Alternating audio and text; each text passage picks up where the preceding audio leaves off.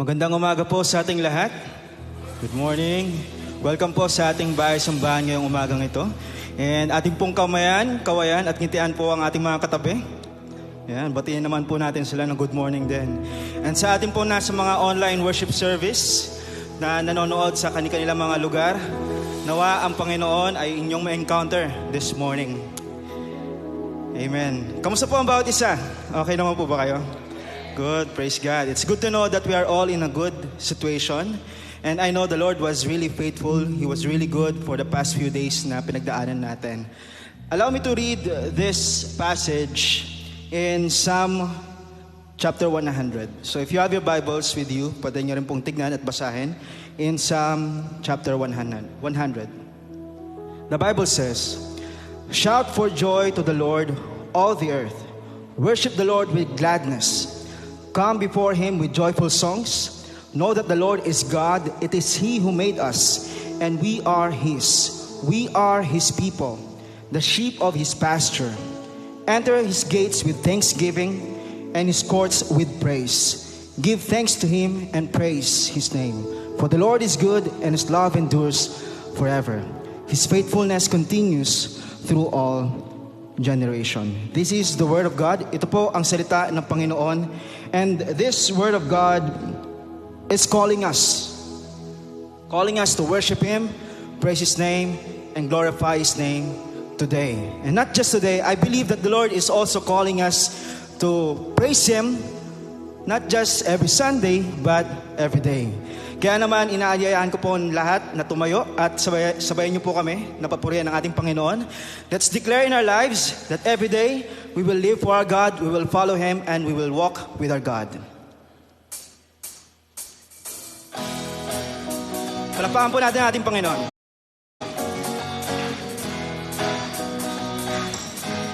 We sing.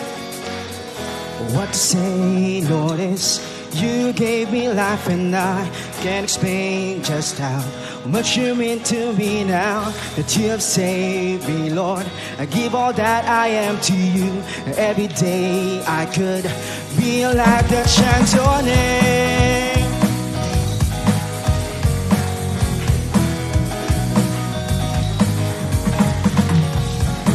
Every day, Lord,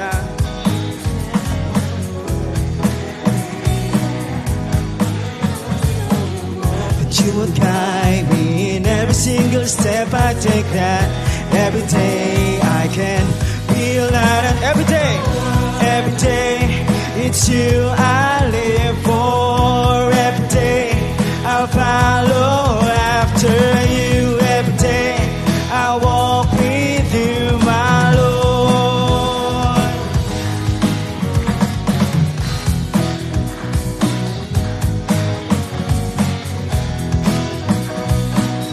Sing every day. Every day, Lord, I learn to stand upon Your word, and I pray that I might come to know You more, that You would guide me in every single step I take, that every day I can be a light unto the world. Every day it's You I live for. Every day I'll follow after You. Every day I walk with You, my Lord. We sing every day. Every day it's You I live for. Every day I'll follow after You. Every day I walk with You, my Lord. It's You I live. It's You I live for every day. It's You I live for every day. It's You I live for every day. Let's declare it's You I live. It's You I live for every day. It's You I live for every day. It's You I live for every day. With one voice we sing, it's You I live. It's You I live for every day. It's You I live for every day. It's You I live for every day. It's You I live.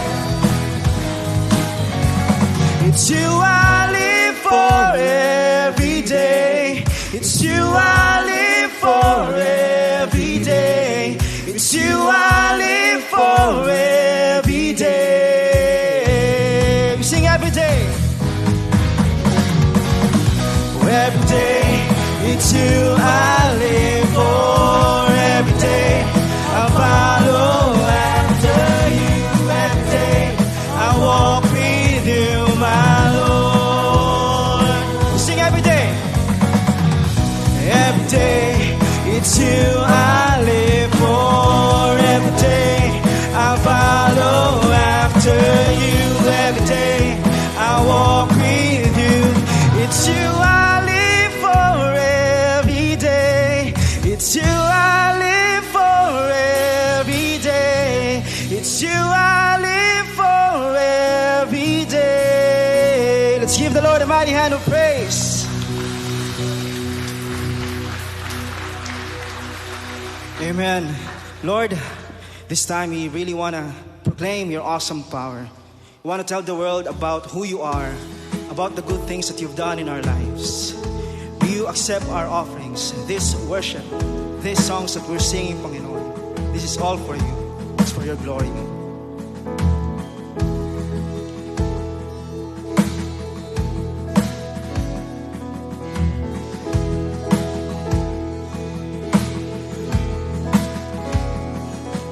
Proclaim your awesome power. Tell of mighty deeds. Declare your future kingdom of everlasting peace. And my eyes, they look unto you always, and I am captured by your majesty. All of my days I will sing of your greatness. All of my days I will speak of your grace. All of my days I will tell of your wondrous love. Your love in my life. Your love.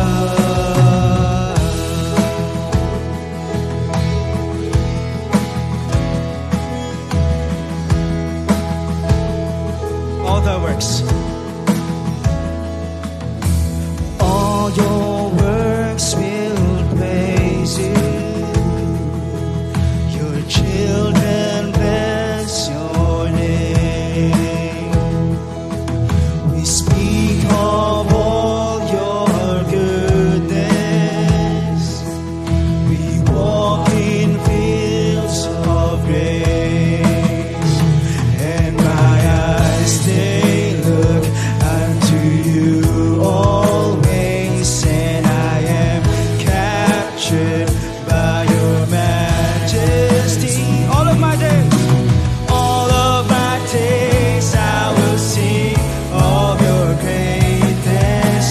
All of my days I will speak of your grace. All of my days I will tell of your wondrous love. Your love in my life. Your love. All of my days.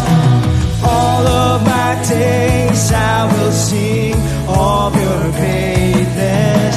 All of my days I will speak of your grace. All of my days I will tell of your wondrous love. Your love in my life. Your love.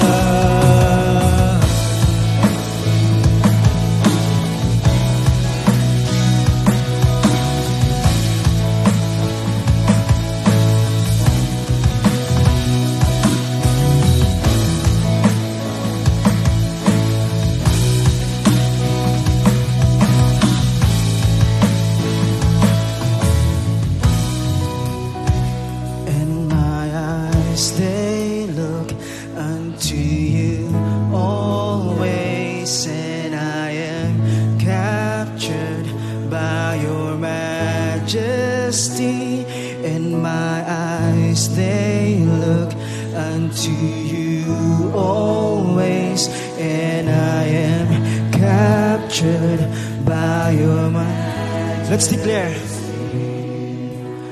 All of my days I will sing of your greatness.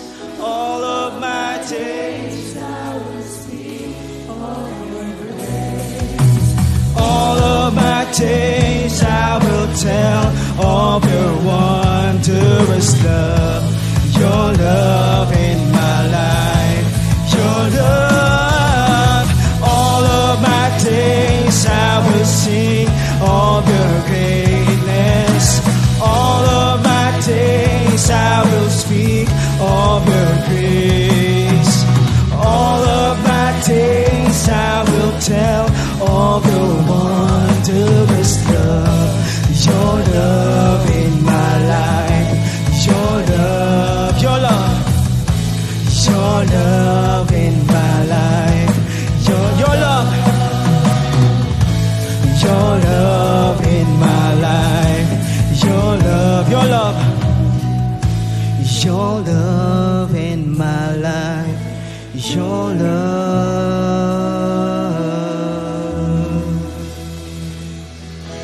Yes, Lord, we want to lift up your name all the days of our lives.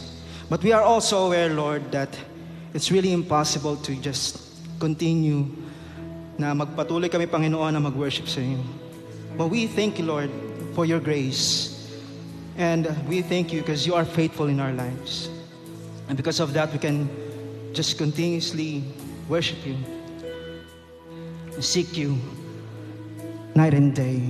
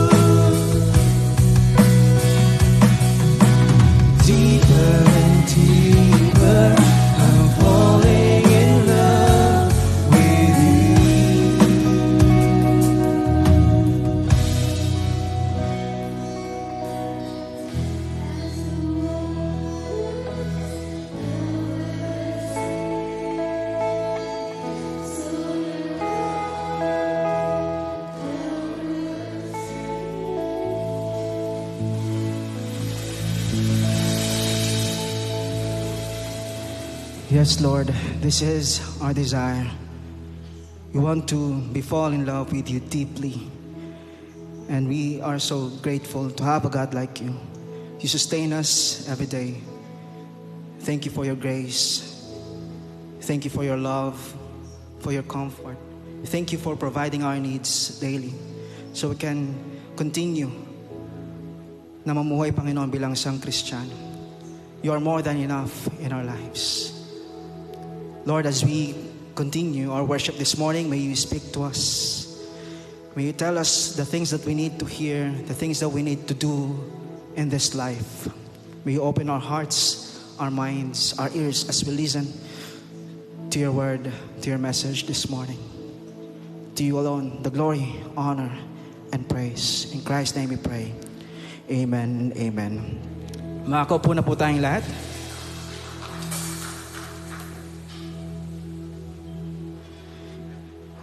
Marami pong paraan para bigyan natin papuri ang ating Panginoon. And one of the things that we can also do to worship our God, to praise our God, is by giving. And sinasabi nga po sa Psalm 54 verse 6, I will sacrifice a free will offering to you. I will praise your name, Lord, for it is good. I hope and I pray that this passage or this verse that I just read will be the prayer of our hearts as we come to our God in giving praise and worship sa Kanyang pangalan, as we come to our God in giving back His tithes and offering. So may I invite everyone to come in front and give God's tithes and our offering to our God this morning.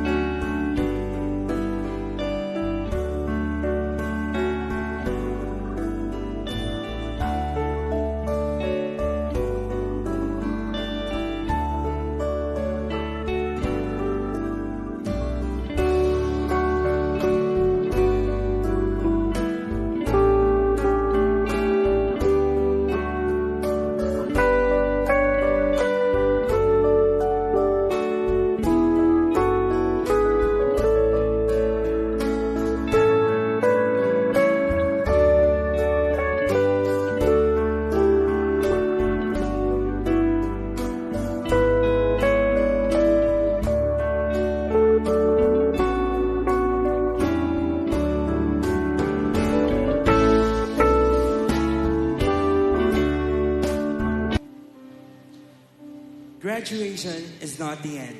It's the beginning of something new. Indeed, today is a joyful day because it is the day where we rejoice as it marks the day na isa-celebrate po natin ang ating mga graduates or ating mga completers for this year. And alam naman po natin na ang graduation hindi po doon nagtatapos lahat ng mga natutunan po natin sa ating mga buhay or sa mga natutunan natin sa school. Dahil meron pa po tayong pagdadaanan right after nun. And after nun is may mga challenges tayong kakaharapin. hindi natin alam kung ano yung mga yon. Pero, tawag dito, ihahanda tayo ni Lord kung paano natin haharapin yung mga bagay na yon. And sabi sa isang quote ni Oprah Winfrey na, follow your passion, it will lead you to your purpose. Yun yung maiwan ko sa ating mga graduates o completers natin na kapag finalo mo yung passion mo, kahit anong pagdadaanan mo or challenges na mararamdaman mo or mararanasan mo sa buhay mo, as long as nandun yung passion mo, laging maglilid yon sa purpose mo. Pwedeng sa pagti-teacher, to lead the students, or sa ibang mga jobs na paano ka magiging purposeful sa kanilang mga buhay. So, tinatawag ko po lahat ng ating graduates and completers dito po sa ating harapan. And let us give them honor po and appreciation. And nasan po yung mga graduates? For this school year 2020.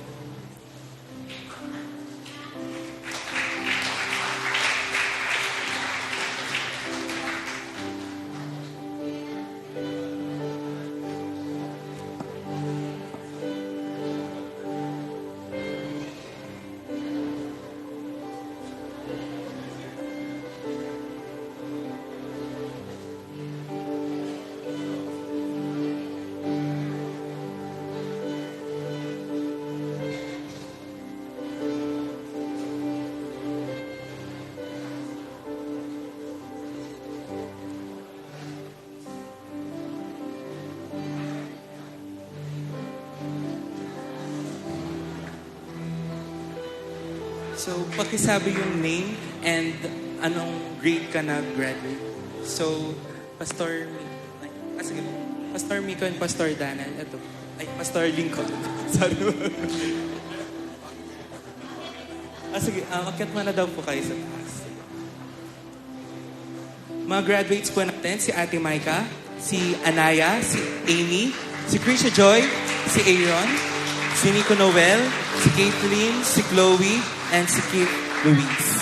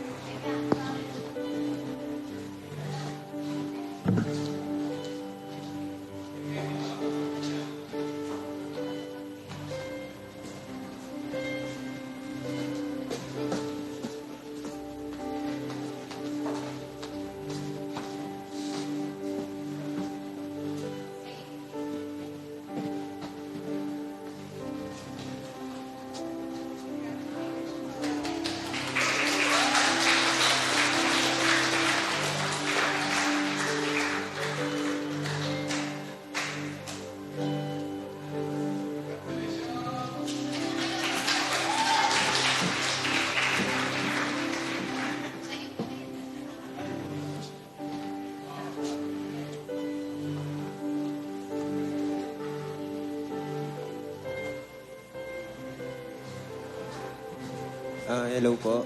My name is Nico Maglalang po and completer for high school po. Senior high school po ngayon for grade 11. Hello po, good morning. May Kaliwanag D completers po for Bachelor of Science and Information System 2023. Good morning po. My name is Risha Joy Ibergaan, graduating elementary.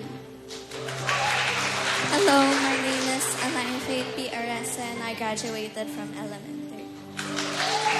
Hello, I'm Amy Lucy Aresa and I graduated from elementary.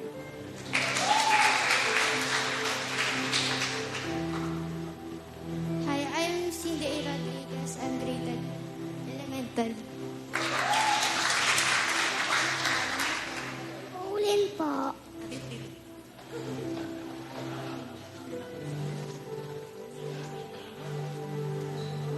Hi, my name is... Sabi mo na, ako si... Ako po si...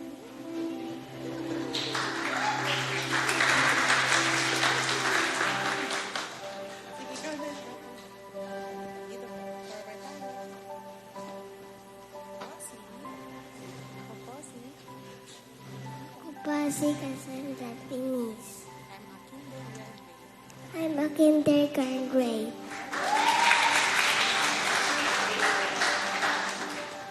Ako po si Pastora Aya and a kinder graduate. Graduated Bachelor of Arts in Theology. By God's grace, I finished it for 5 years. So, thank you. I'm Pastor Lincoln Castañeda, AB Theology, graduated batch 2023.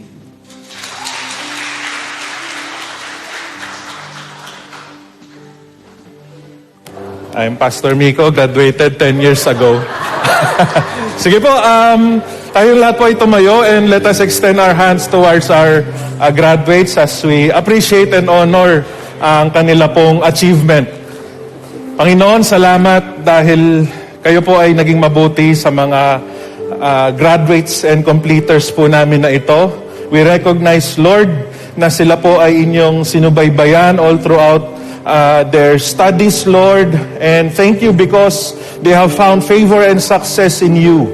Kayo po ang nagpalakas po sa kanila, kayo po ang nagbigay sa kanila ng karunungan, and kayo din po ang tumulong sa kanila to persevere, Lord, even in the challenges sa kanila pong pag-aaral.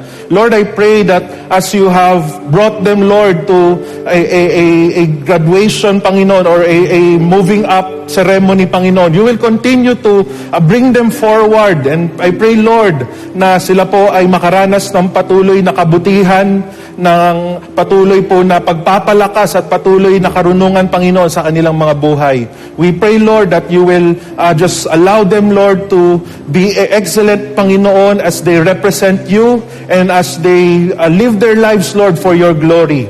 Nawa, Panginoon, ang kanilang mga buhay will be a testament, Lord, of how good you are and how you raise up your children to be the kind of person that you want them to be. And may they be exemplary, Panginoon, sa kanila pong mga buhay, sa kanilang mga asal, Panginoon. At nawa makita po namin, ito pong mga completers, ito pong mga graduates po namin na ito, na natutupad po yung kanilang mga pangarap, na nafulfill po nila yung mga purposes nyo po sa kanilang mga buhay. Panginoon, nagpapasalamat po kami sa inyo pong kabutihan at sa inyo pong katapatan po sa kanila. Bless them, O Lord. This we pray in Jesus' name. Amen. Muli po, palakpakan po natin ang ating mga graduates and completers.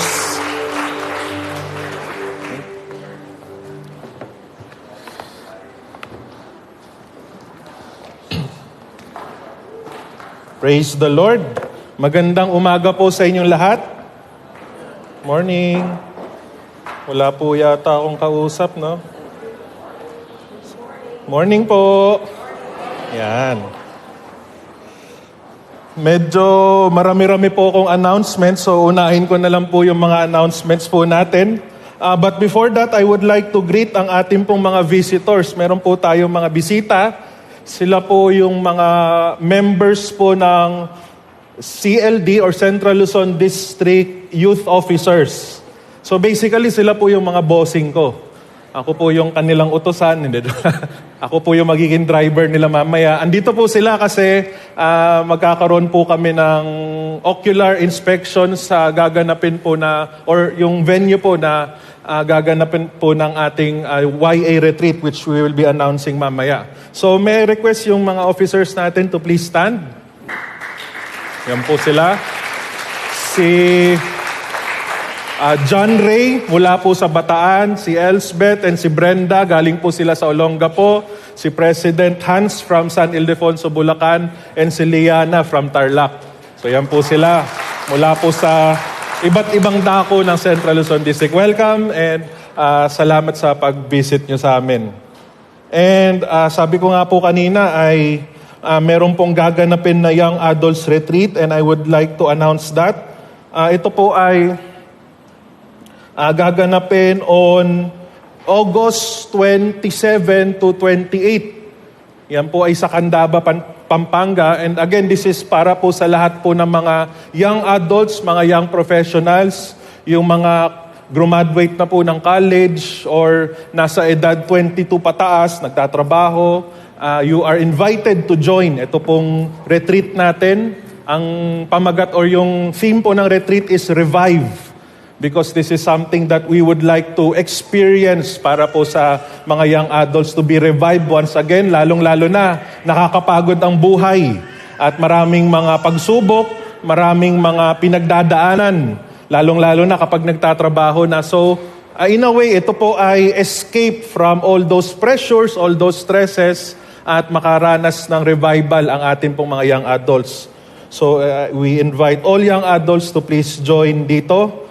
And also, gusto ko lamang pong i-announce na ngayon po, kasalukuyan may nagaganap po na kids activity doon po sa baba. So we invite all children, lahat po ng mga chikiting po natin ay invite po natin at hikayatin po natin to be downstairs kasama po ng ibang mga kids under the supervision po of Pastora Aya. Dahil nagsisimula na po sila na magkaroon po ng mga activities. Ang dami na nga po sa baba, hindi na po sila magkasya doon po sa kwarto doon. Praise God po for that wonderful blessing. Sabi ko nga po, yung mga ganyang problema, magandang problema po yan, di ba? Yung mga hindi na magkasya. Pagkasahin po natin. Baka nga next time, dito na po sila sa taas. Di po natin alam. Pero ito pong nakalagay po dito na August 13 to 27, ito po ay yung mga nalalabing Sundays of August. Ang goal po ni Pastora Aya is to bring them together, magkakakilanlan po sila, and they will be able to establish a good relationship with each other. Upang sa gayon ay magtuloy-tuloy na po yung ministry po natin dito po sa mga bata. And nais ko lang din po ipalabas ang isa pong video, patungkol po ito sa youth retreat.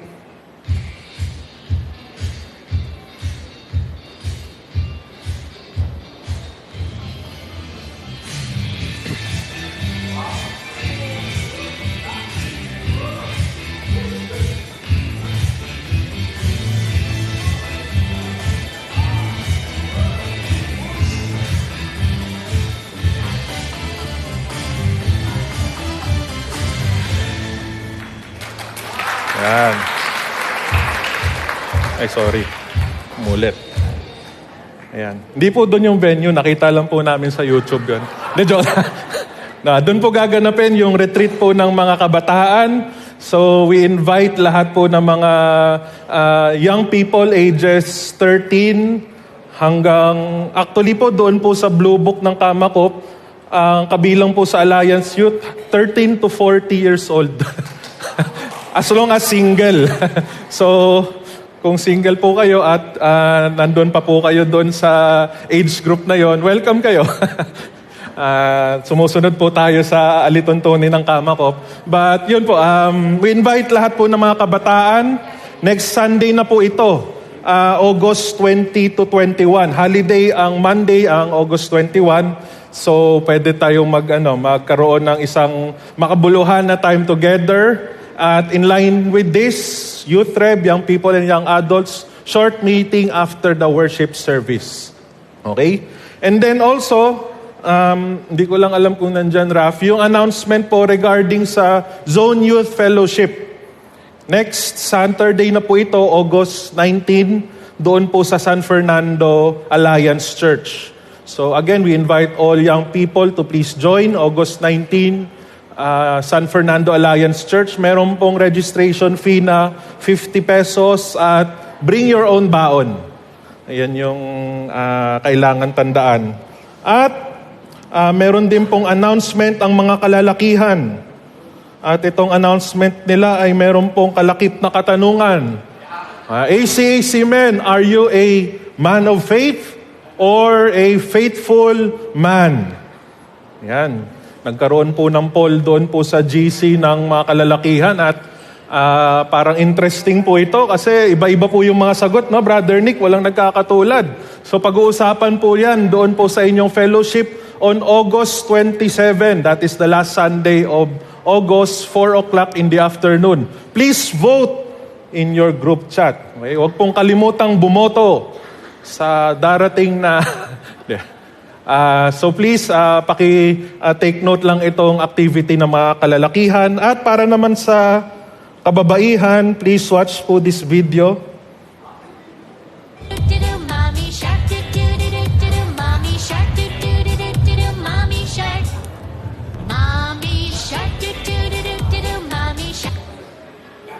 Ayun lang. Tapos na po. Diba? Pa-creative yung mga women, nape-pressure tuloy yung mga men at saka yung mga youth, no? Grabe. Nung nakaraan, eat lang. Ngayon, shark. Talaga. So, ano daw po, pa-suspense lang daw po ng women yung video na yon. And next Sunday ay i-reveal na kung ano yung ibig sabihin ng shark. Okay? Hindi naman siguro dahil nangangain ng buhay yung mga women. Hindi naman siguro yun yung dahilan. Pero merong acronym yon. At antabayanan po ninyo kung ano yon. At para ito sa fellowship ng mga kababaihan also this coming August 27. Now, last announcement, starting next Sunday, we will be having a new sermon series. Pero ito po ay isang bagong luma dahil we will be talking about the church essentials na pinag-usapan na po natin noong bandang March. Nagkaroon po tayo ng sermon series. So basically yung series po natin starting next week will be the second part. Okay, pangalawang part po ng ating sermon series, and we will be talking about the core values ng ating pong iglesia.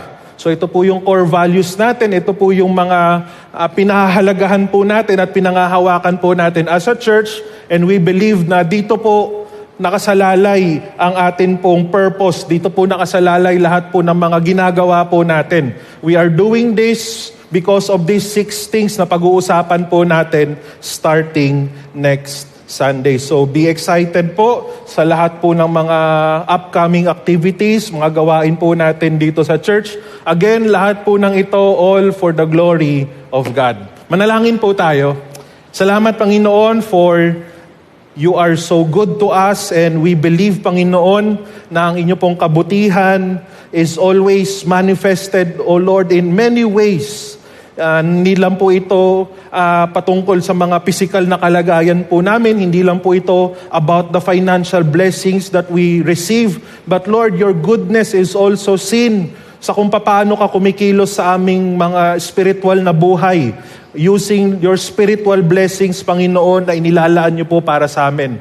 I pray, Lord, that ang salita niyo po ang siyang magbigay po sa amin ng lakas at pagpapala sa umagang ito. Let not your messenger get in the way, but Lord, may you just freely speak sa mga puso at mga isipan ng inyong mga anak, na alam ko po, Panginoon, meron kang mga personal na mga mensahe sa bawat isa po sa amin. Bless your word now and bless your instrument, your messenger na gagamitin niyo po sa umagang ito.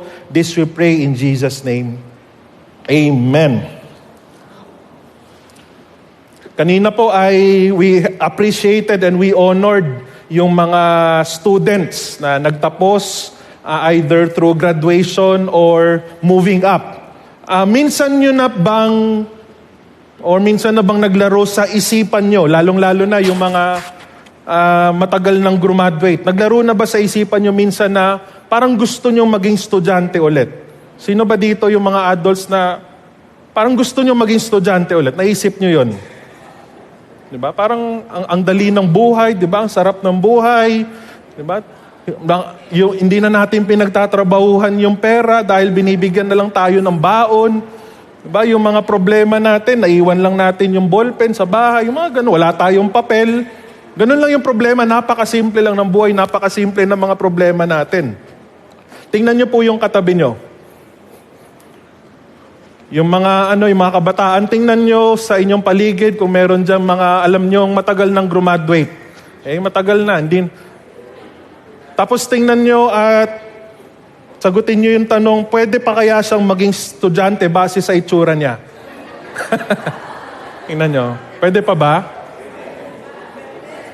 Sabihin mo sa katabi mo, pwede ka maging principal. Kasi mukha kang kagalang-galang. Oh, kayo naman, iniisip nyo. Now, alam nyo po ba mga kapatid, na ang isa po sa primary identity ng isang Kristiyano is that we are to be a student. Alam niyo po ba yon? Maging isang estudyante, or in other words, maging isang learner. At yun po yung pag-uusapan po natin sa umagang ito. Now, ang salita pong disciple, naririnig po natin madalas, di ba? In fact, si Jesus po, meron siyang 12 disciples. At lahat po ng mga sumusunod sa Kanya, lahat ng mga alagad niya, lahat ng mga tagapakinig niya, lahat ng mga audience niya, He wants them to be His disciples. Alam niyo po ba, ang salitang disciple ay, sa Greek po, ang transliteration niya is mathetes, which means learner or student. Kaya po kung titingnan po natin sa New Testament, lalong-lalo na sa Gospels, ang tawag po ng mga disciples kay Jesus is rabbi. Ang ibig pong sabihin ng rabbi ay teacher, guro. So dahil may teacher, dapat merong student. Okay? Now, here's the truth mga kapatid. Anumang edad natin, anuman ang natapos natin, anuman ang narating po natin, anuman yung mga inclinations natin sa ating mga buhay, we should be a student for life. Student for life. Kahit matagal na po tayong graduate, kahit parang lumipas na ang maraming taon bago simula nang hindi na po tayo nag-aaral, still we should consider ourselves as a student or as a learner. Now, siguro meron pong mga reasons kung bakit medyo mahirap tanggapin ito. Parang hesitant tayo na i-consider ang sarili natin bilang isang estudyante. Isa po siguro sa iniisip natin na yung pagiging estudyante ay pambata lang. Pambata lang yan kapag estudyante. Iniisip natin yung mga maliliit, yung mga nagsa-Sunday school doon sa baba, yung mga naglalaro-laro, nakikinig ng lesson, nagkakantahan. Diba? Yung ibang tao iniisip kasi nila, with age comes wisdom. Habang tumatanda ay nagiging wise na, alam na nila ang lahat. Pero mga kapatid, meron pong mga may edad na, meron mga tumanda na, but they still make the same mistakes over and over again. Ganun pa rin, parang hindi pa rin sila talaga natuto. Tumanda pero hindi nagtanda. Sabi nga po ni Gary V, di ba? Di na natuto. May mga tao talagang ganun. In fact, biblical po yan. Sabi po dito sa Job 32 verse 9, hindi dahil matanda, may pangunawa na.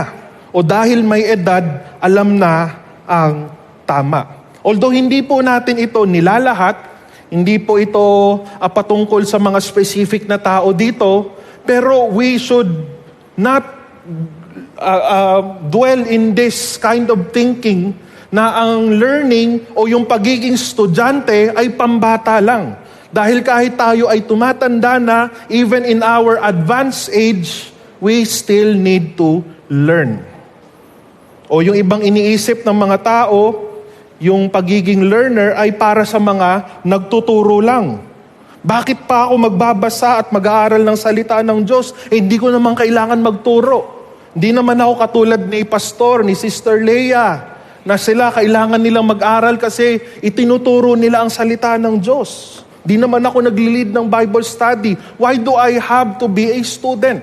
Isa po yan sa mga madalas na isipin ng mga tao. Or, one of the worst things na pwede nating response to this, isasabihin, alam ko na yan. Alam ko na ang lahat ng yan, Pastor. Now, ito pong pag-iisip na alam ko na yan, this is a mindset, hindi lamang po ng isang Kristiyano, kundi mindset din po ito that is very prevalent sa ating society. Ang iniisip po kasi ng mga tao, basta nandoon lang ako nang itinuro yan, natuto na ako. Yun lang, being present, nakinig ka lang, narinig mo lang yung sinabi ng teacher o ng lecturer, natuto na ako, automatic na yun. Pero mga kapatid, bakit sa kabila ng paulit-ulit na paalala at pagtuturo at maging mga babala ng mga barangay, ng mga schools, ng media, even ng mga magulang, tumataas pa rin yung kaso ng STD or sexually transmitted disease. Marami pa rin ang nagda-drugs. Marami pa rin ang sinasayang nila ang buhay nila sa mga bagay na hindi kapaki-pakinabang. Lahat ng mga yan, available naman. Yung mga katuruan na yan, nandyan naman. Pero bakit hindi pa rin natututo ang mga tao? in the church setting. Bakit maraming Kristiyano sa kabila ng paulit-ulit na mga paalala ay minsan nagiging matigas pa rin ang kanilang mga ulo? Probably this is the reason. Ang mindset nila, alam ko na yan. Therefore, hindi ko na kailangan matuto, hindi ko na kailangan makinig, hindi ko na kailangan pag-aralan yan. Now, mga kapatid, itong mga pagdadahilan po na ito ay hindi po dapat natin ini-entertain. Hindi po dapat ini-entertain. Bagkus, kailangan pagsumikapan po natin na matuto. Pagsumikapan po natin na magdagdag ng kaalaman at pag-aralang mabuti ang salita ng Diyos because a learning Christian is a growing Christian. A learning Christian is a growing Christian. Ang isang Kristiyanong nagsisikap matuto ay isang Kristiyano na sigurado ang paglago. Amen po ba? Kung si Ernie Baron po, naalala niyo po ba si Ernie Baron? Di ba meron siyang show na Knowledge Power. Sabi niya doon, kung walang knowledge, walang power.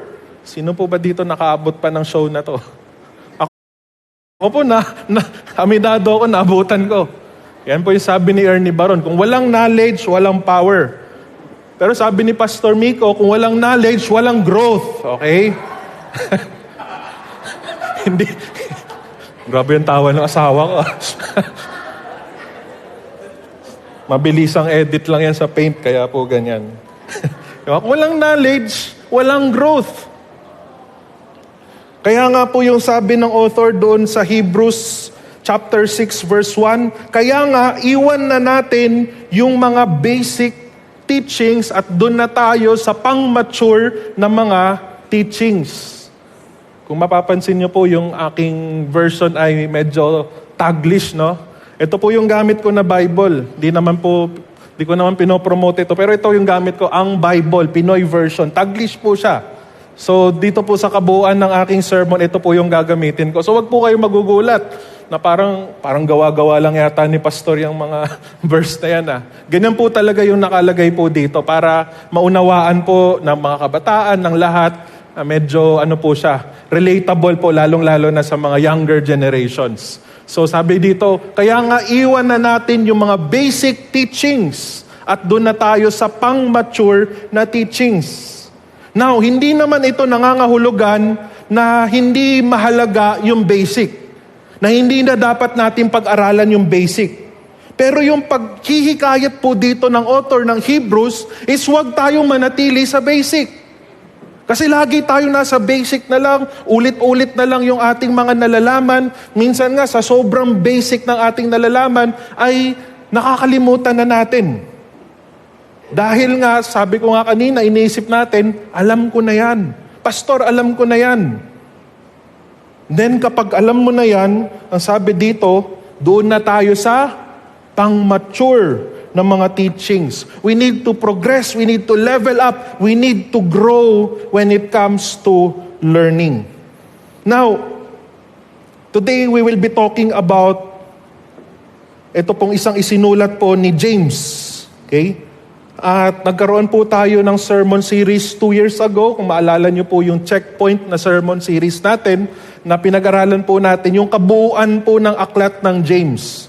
Now, alam po natin that si James po ay sinulat po niya ito pong libro na ito, itong aklat po na ito, para hikayatin po yung mga believers na sila po ay lumago sa kanilang pananampalataya. Pero hindi po katulad ni Pablo, kasi si Pablo malalim po, very theological, very doctrinal yung approach niya. Si James naman po, very practical. Big sabihin, yung mga nagagamit sa pang-araw-araw na buhay, yung kanyang itinuturo. At isa po sa mga aral na nais po na itanim ni James sa isipan ng bawat mananampalataya is yung kahalagahan ng kaalaman sa paglago. According to James, ikaw ay lalago when you choose to be a student, when you choose to learn from the Word of God.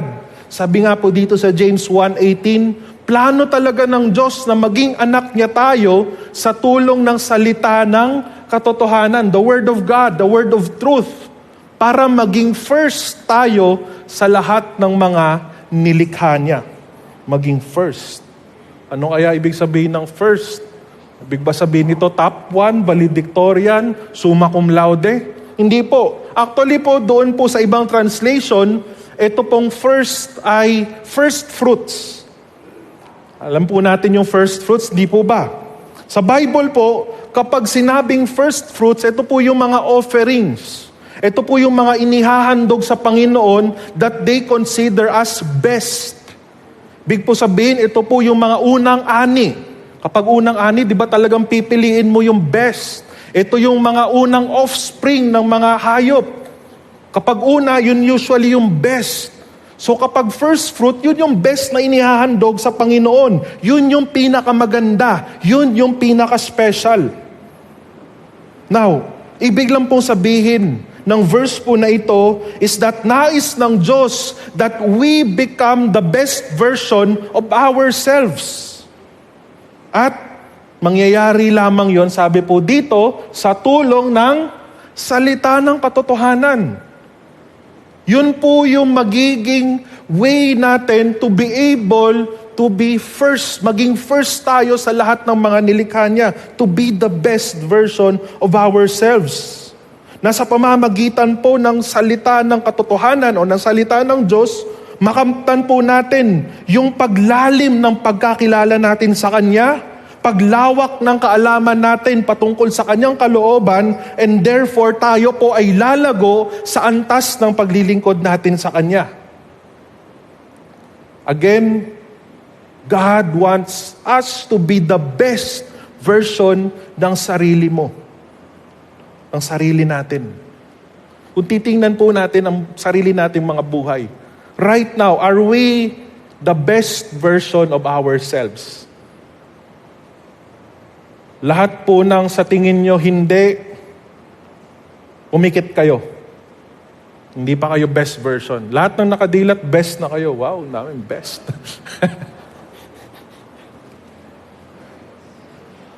Pero mga kapatid, ito po yung kailangan nating tandaan. Hindi po sapat na binigay lang ng Diyos ang Kanyang salita and we expect na porket may Bible tayo sa ating bahay, may Bible tayo sa ating mga kamay, ay magiging best na tayo. Possession of the Bible itself will not lead us to be the best version of ourselves. Kaya nga yung mga kasunod po na verses dito po sa James 1 ay mahalaga na makita po natin yung dapat po nating gawin in order for us to be able to learn from God's Word and be the best version of ourselves. So meron po tayong titingnan ng mga principles of learning according to James. Now tingnan po natin dito sa verse 19. Sabi po ni James dito, tandaan nyo to, mga mahal kong kapatid. Lahat kayo dapat handang makinig, maingat sa pagsasalita at hindi mabilis magalit. Now, ang tinutukoy lang po dito ni James is yung mga tamang pag-uugali when it comes to learning, when it comes to receiving the Word of God. Bakit kaya ito yung unang sinabi ni James? Bakit ito kaya yung kanyang pambungad? Because fundamentally, mga kapatid, you cannot learn with a bad attitude. Kung yung puso natin mali, kung yung ugali natin ay mali, hindi tayo matututo. Kaya yun po yung ina-address ni James. Yung ating attitude, yung ating receptiveness sa salita ng Panginoon. Dahil kahit gaano pa kahanda ang ating isipan, kung yung puso natin ay hindi tama, we will never learn. So the first thing that we have to do is we have to learn with a receptive heart. Matuto tayo na meron tayong isang puso na talagang handa at bukas na tanggapin ang salita ng Panginoon. Kaya nga yung sabi po ni James, balikan po natin doon sa verse 18, ay kailangan handa tayong makinig. Yung kahandaang makinig is about our attitude. Kasi meron pong mga tao na kahit nandyan na, kahit kausap mo na, dahil sa kanilang masamang attitude, hindi sila nakikinig. Di ba may mga ganong tao? Andyan na, kausap mo na. Minsan kahit ang lapit-lapit mo na sa tenga, sa tenga ng taong yon, lumalabas lang din sa kabila yung mga sinasabi mo because of this bad attitude. Kaya nga sabi ni James, kailangan pakinggan ng maigim, makinig. At sabi niya, maging maingat sa pagsasalita. Ibig sabihin nito, hindi dapat natin pinangungunahan ang salita ng Diyos. Let God's word speak for itself. And then, ito po yung isang mahalaga at hindi dapat mabilis magalit. Anong koneksyon ng galit sa receptiveness ng salita ng Panginoon? Ibig po sabihin po ni James dito, hindi po tayo dapat nauuwi sa isang tinatawag na negative reaction. Sometimes, kapag tayo po ay nakikinig ng mga mensahe, ng mga sermon, minsan nagiging negative yung reaction natin. Nagiging defensive tayo. Feeling natin pinatatamaan tayo ni pastor. Feeling natin patungkol lang sa atin yung sermon. At kapag ganun, minsan talagang masasaktan po tayo. Mga kapatid, yes, ang salita po ng Diyos is inspiring, is encouraging, is strengthening.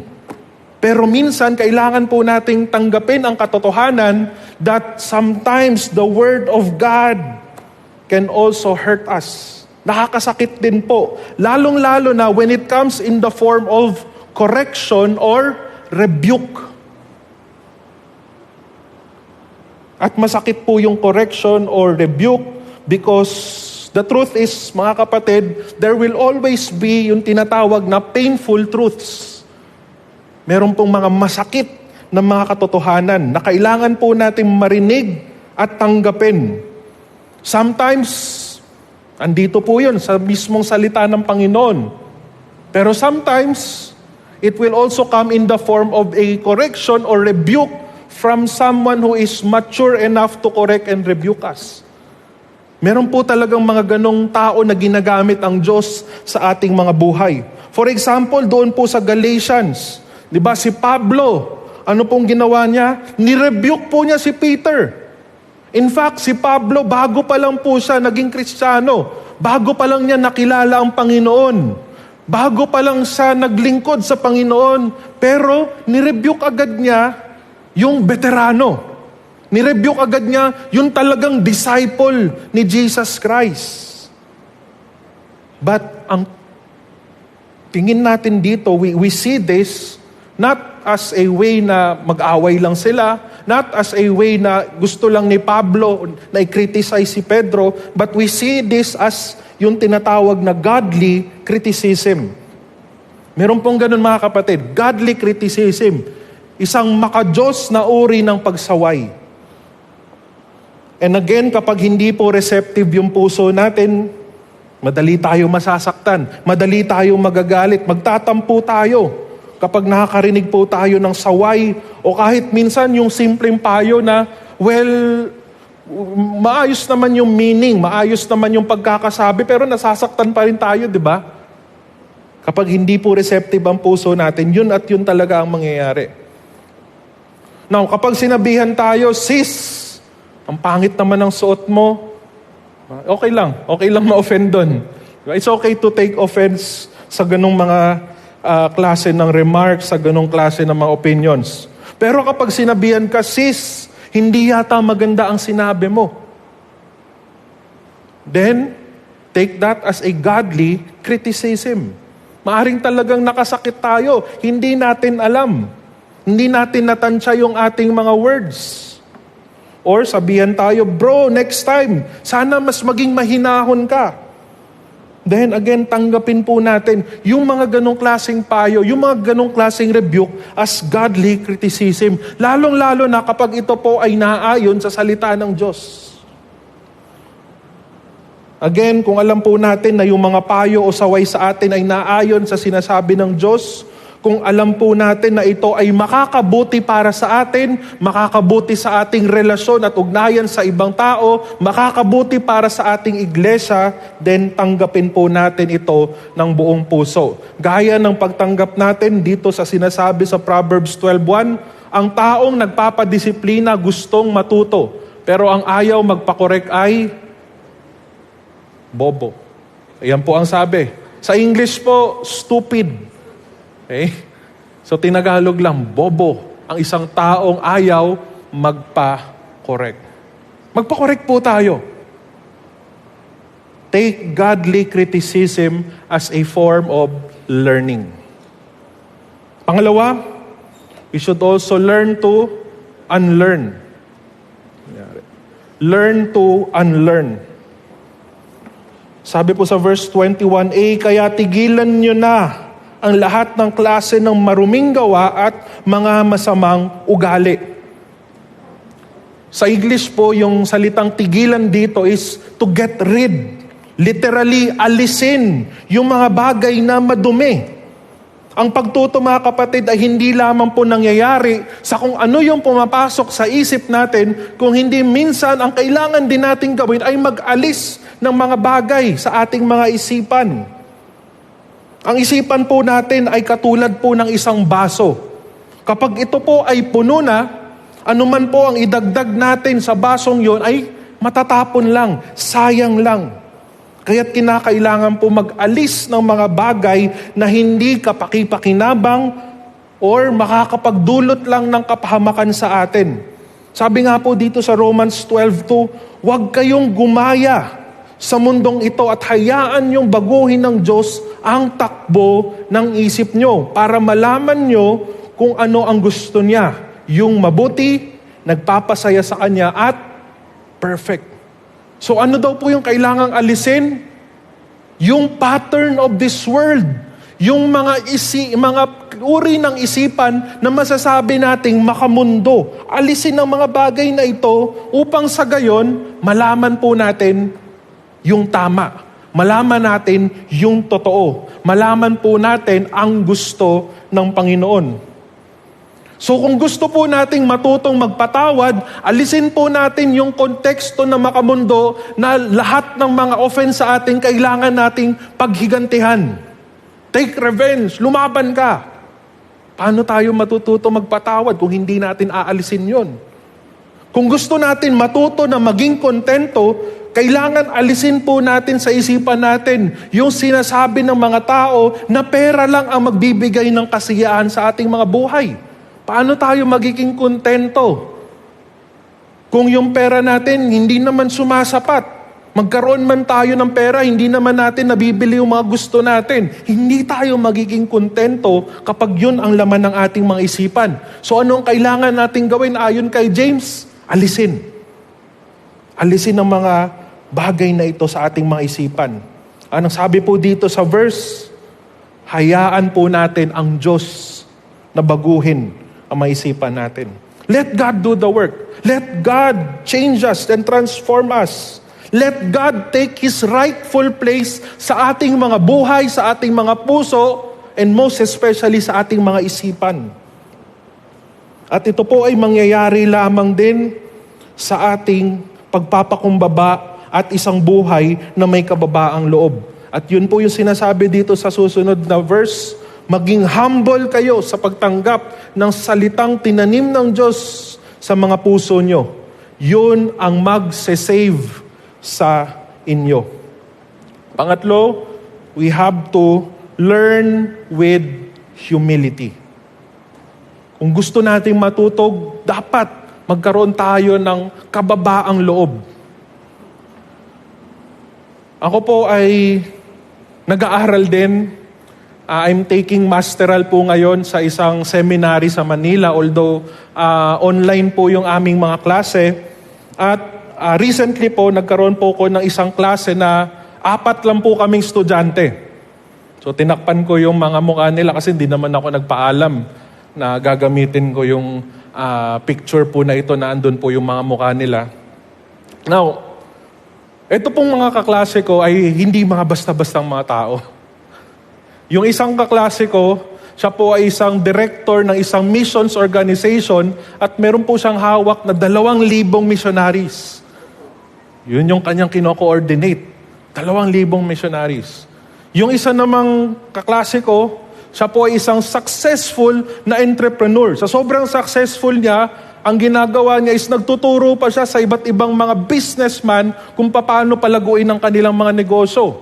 So ganun po kagrabe yung influence niya. At yung isa namang kaklase ko, vice president lang naman ng PLDT.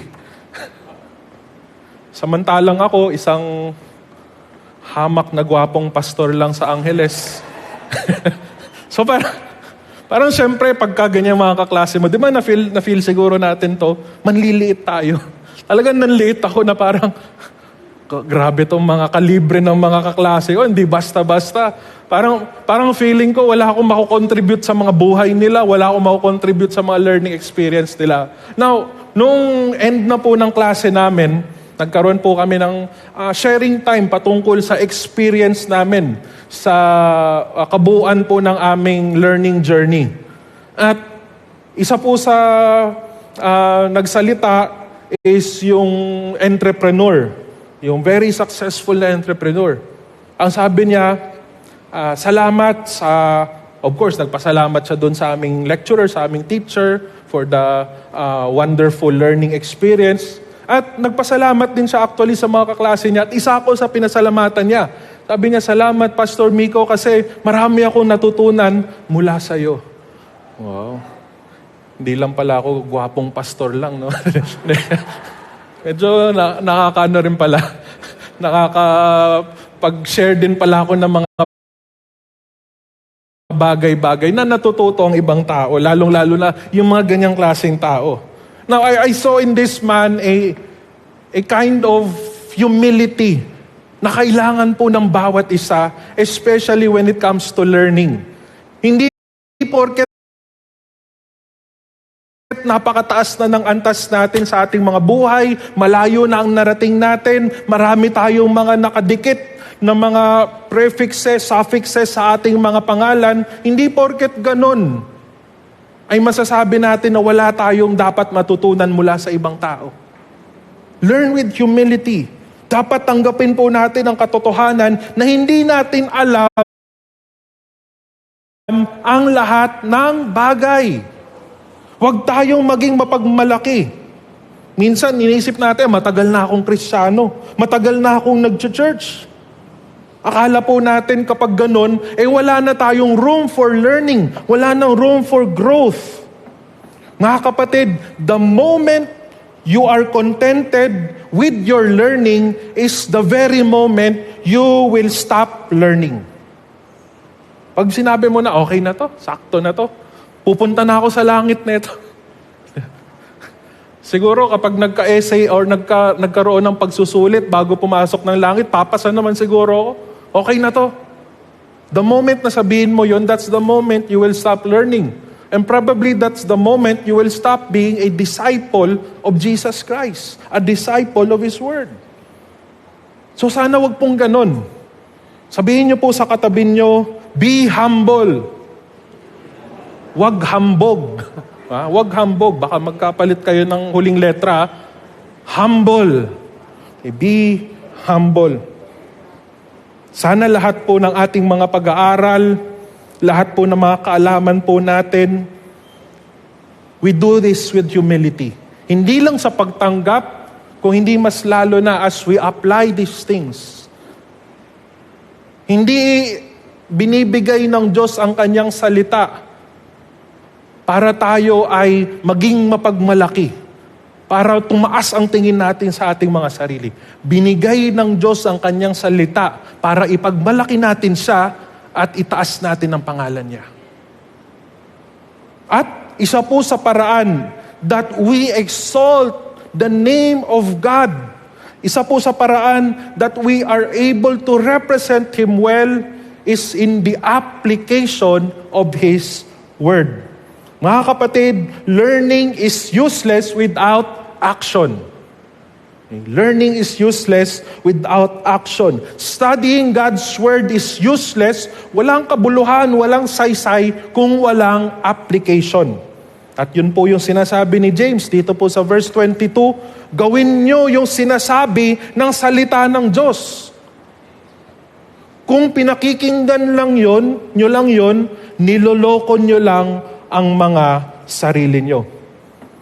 So the fourth thing that we have to do is we have to learn for the sake. Yun po yung purpose. Yun po yung outcome. Yun po dapat yung resulta. Learn for the sake of doing.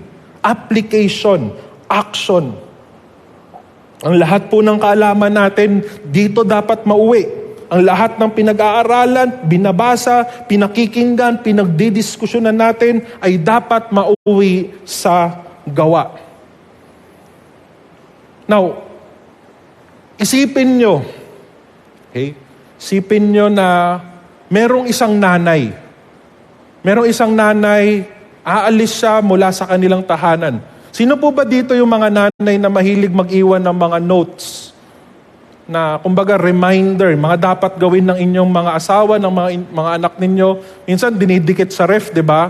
O minsan meron kayong parang mga bulletin board sa bahay nyo, doon nakalagay, gawin mo to, maghugas ka ng plato, tapon mo yung basura. Isipin nyo, may isang nanay, ito yung bilin niya sa kanyang anak, pag alis niya, napaka-specific, di ba? Pakitapon ang basura. Pakitapon ang basura. Now, bilang anak, siyempre, unang-unang gagawin is babasahin to. Makikita natin, sabi ni nanay, pakitapon ang basura. Now, pag uwi ng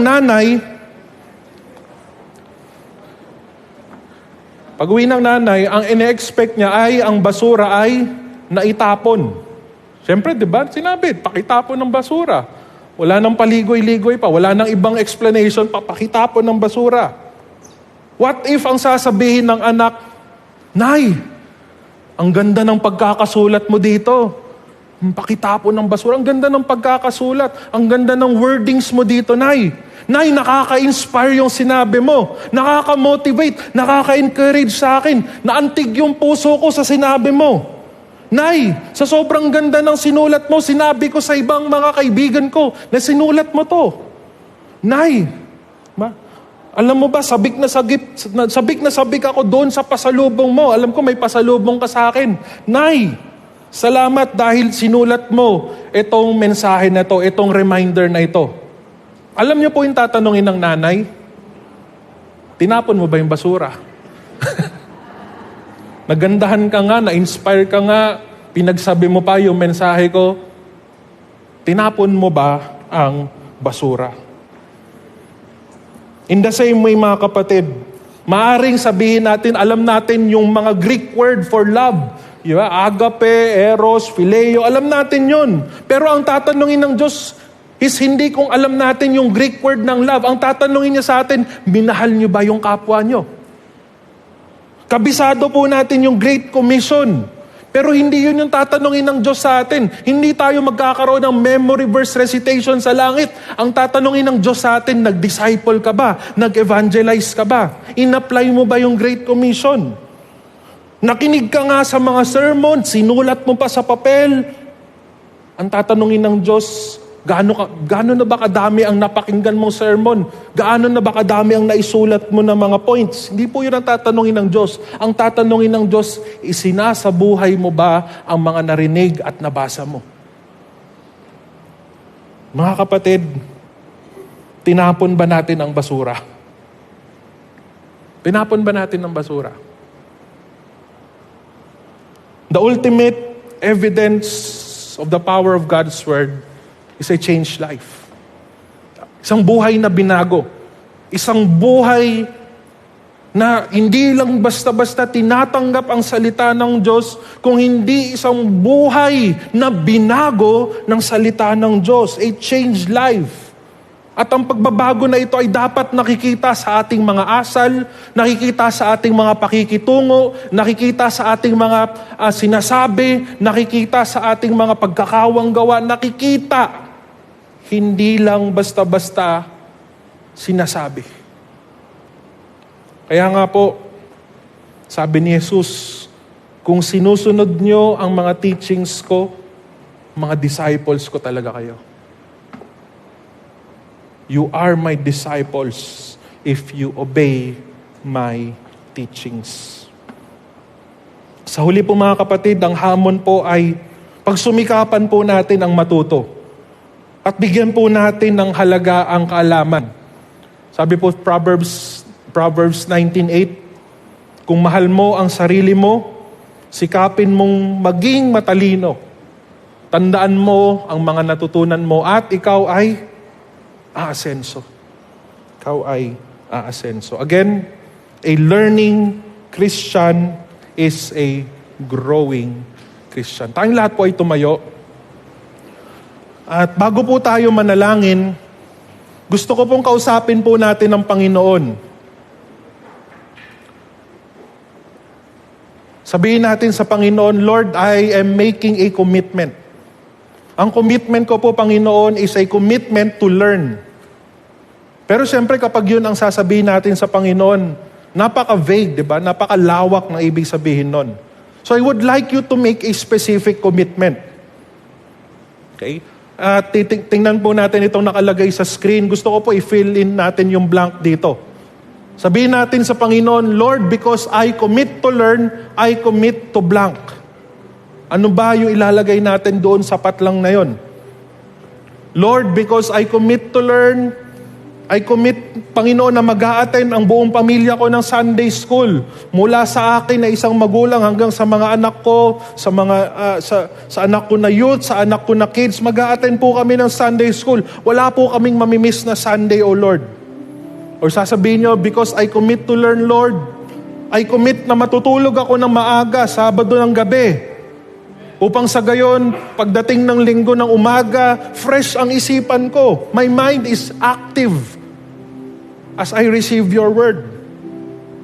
Or maybe yung commitment mo, sasabihin mo sa Panginoon, Lord, because I commit to learn, I commit to allot more time. Hahabaan ko pa po, Panginoon, yung oras na ilalaan ko sa pag-aaral ng iyong salita. Na hindi ko lang siya babasahin ng isang beses at matatapos na lang doon, kung hindi talagang iintindihin ko ang bawat sinasabi mo. Or maybe ang sasabihin mo, Lord, because I commit to learn, I commit to open up my house for a life group, for a Bible study, at doon pag-aaralan po namin, pag-uusapan po namin ng mas maigi ang salita ng Diyos, upang sa gayon, ang aking tahanan will be a home where learning happens. So whatever your commitment is, wag niyo pong sabihin sa akin, sabihin niyo sa Panginoon. As you pray to God, Lord, because I commit to learn, I commit to do these things.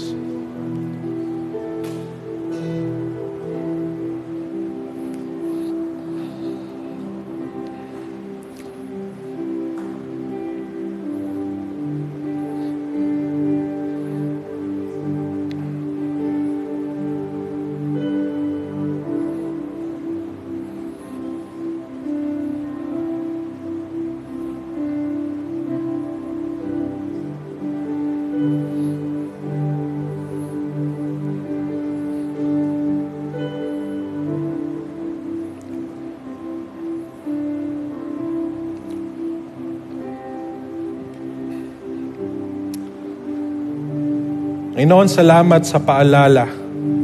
Salamat, Lord, for reminding us of who we are. Na kami po ay inyong mga disipulo. At nangangahulugan po, Panginoon, na kami po ay dapat ding maging learners, mga estudyante ng inyong salita. Students of our Master Teacher, Jesus Christ. Lord, thank you because we know that in learning, there is an intention for us, Panginoon, to grow, to mature. Na hindi po kami mananatili sa basics lamang. Hindi po kami mananatili sa elementary teachings lamang. Hindi po kami mananatili sa gatas lamang. But we will move on, Lord, to spiritual meat. We will move on to the advanced teachings. We will progress, Panginoon, sa amin pong antas ng pagkilala sa inyo, pag-unawa sa inyong kalooban. Because Lord, ito po yung gagamitin po namin so that we can serve you better. Lord, naniniwala po kami that learning is a lifetime commitment. Habang kami ay nabubuhay sa mundong ito, kami po ay patuloy na dapat na matuto, patuloy na dapat lumalago in the aspect of knowledge of your word. Pero naniniwala din po kami, Panginoon, na ang lifelong commitment na ito will start with a single commitment na gagawin po namin, agad-agad. Lord, whatever our commitments are, yung pong sinabi po namin, nawa panindigan po namin yun sa tulong po ninyo at sa biyaya po ninyo. Nawa, Panginoon, hindi lang ito maging mga salita na makakalimutan namin, nalilipas lang din, Panginoon, ang panahon at mawawala na, Panginoon, sa aming isipan nito. But Lord, may this commitment remind us always of what we have to do upang sa gayon, Panginoon, ay patuloy po kaming lalago sa pagkakilala po namin sa inyo. Lord, we know that the purpose of all of this is we become like Jesus Christ and have the mind of Christ. So ang hiling po namin, Panginoon, na patuloy niyo po kaming gabayan sa pamamagitan ng banal na Espiritu na siyang kumikilos sa aming mga buhay. I pray, Lord, that you will rebuke us. You will correct us. Ituwid niyo po ang aming mga buhay. If ever, Lord, meron po kaming mga hesitations, meron po kaming mga excuses, alibis, Lord, na sinasabi just because we do not want to learn. Lord, alisin niyo po ang mga ito. And replace this, Lord, with enthusiasm. Replace this, Lord, with an intense desire na gusto po naming matuto, gusto po namin, Panginoon, na lumago ang aming kaalaman patungkol po sa inyong salita. Salamat, Panginoon, because we know that kayo po ang magtuturo sa amin. At gagamitin niyo po, Panginoon, ang lahat ng pwede niyong gamitin. Using your word, using people around us, using the teaching sa Sunday school, the messages sa Sunday service, O Lord. You will use all of this, Lord, so that we will continue to live a life of learning. And indeed, we will become a student for life. Thank you, Lord, for blessing us today. Salamat, Panginoon, dahil alam po namin na sa paglisan po namin sa lugar na ito, ang presensya nyo ay patuloy na sasama sa amin at ang inyong pagpapala ay patuloy na mararanasan ng inyong mga anak. I pray, Lord, that you will minister to us sa amin pong mga pangangailangan. You will minister to us, Lord, in our deepest longings and desire. And even, Lord, yung mga concerns po sa kalusugan, yung mga concerns financially, yung mga concerns po namin regarding our relationships with friends, with family, Lord, I pray na ang lahat po ng ito maranasan po namin ang inyong pagkilos at ang inyong pagpapala, Panginoon. So Lord, lahat-lahat po ng ito, we dedicate unto you. This is for you, Lord. This is for your glory. May we be a lifelong learner, a student for life, so that we can serve you more, we can serve you excellently, we can serve you, Lord, for the rest of our lives. Ito po ang aming dalangin na may pag-aangkin at may pasasalamat. Sa pangalan ng aming Panginoong Jesus, lahat ay magsasabi ng Amen, Amen. Purihin po ang Diyos at muli po magandang umaga po sa ating lahat.